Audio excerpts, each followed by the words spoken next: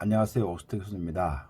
지난 시간에 메뉴의 개념이 음식을 자세하게 설명하는 리스트이다.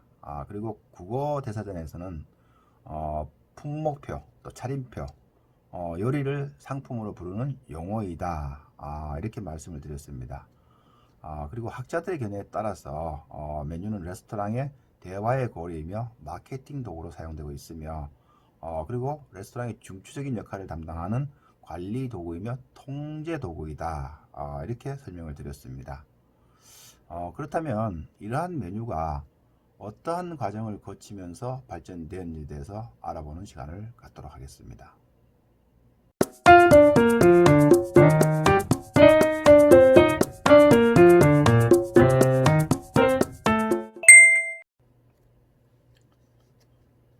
여러분들 혹시 제사보다 제밥에 더 관심이 있다는 우리나라 속담을 들어보신 적이 있으시죠?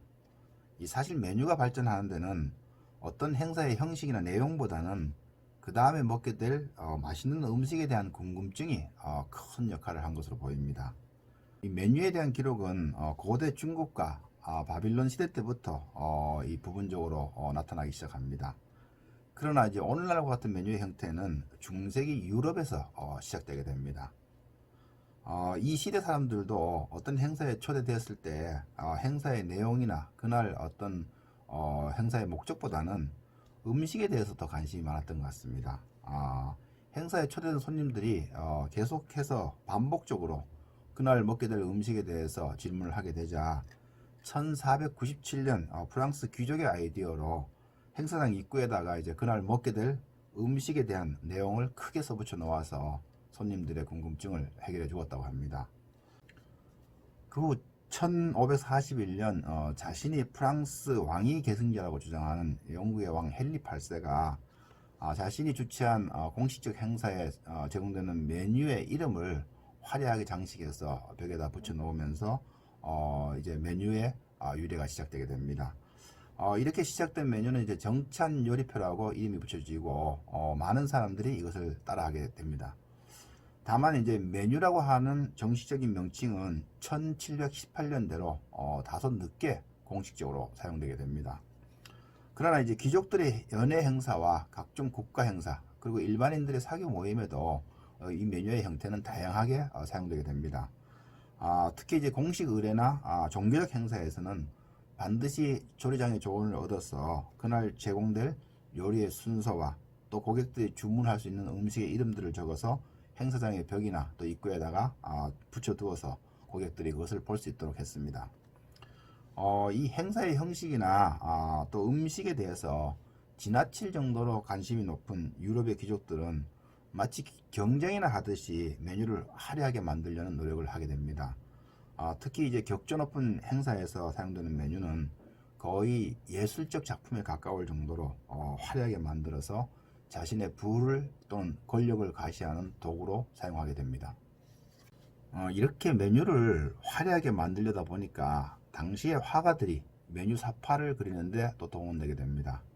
이 화가들이 메뉴 사파를 그리는 현상은 19세기 말까지 이어지게 되는데 유명한 화가인 피카소라든가 샤갈과 같은 이런 화가들도 자신의 명성이 높아지기 전까지 이렇게 메뉴 사파를 그려서 생활고를 해결했다고 합니다.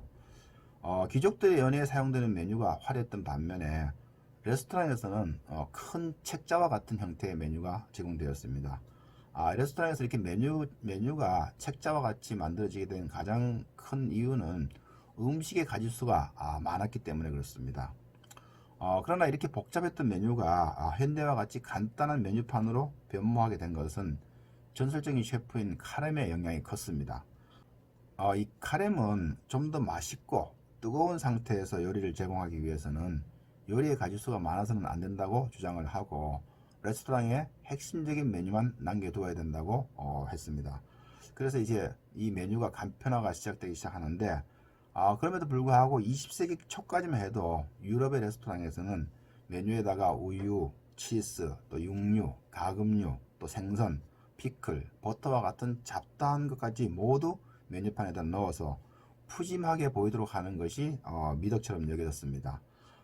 그런데 이제 자유무역주의와 또 정보통신혁명 시대를 거치면서 레스토랑은 점점 전문화가 되어 가기 시작했습니다. 이게 레스토랑이 전문화는 외식 시장의 치열한 경쟁 상태로 변화시키는 요인이 되게 됩니다. 이때 비로소 경영자들은 마케팅에 눈을 뜨게 됩니다.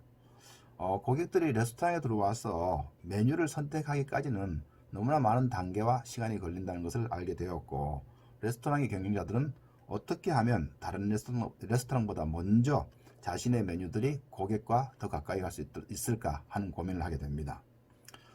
그래서 이제 이 메뉴는 내부에서 점점 외부로 나오게 되고, 외부의 메뉴판, 또 현수막, 또 도로 주변, 그리고는 판촉물까지 이제 결합하게 됩니다. 현대 와서는 이제 각종 인터넷 매체는 물론이고 이제 모바일 또 SNS 상에서 한 번의 터치로 메뉴를 노출시킬 수 있도록 이렇게 해 놓았습니다. 즉 메뉴가 이제 마케팅 도구로 발전하게 된 것이죠.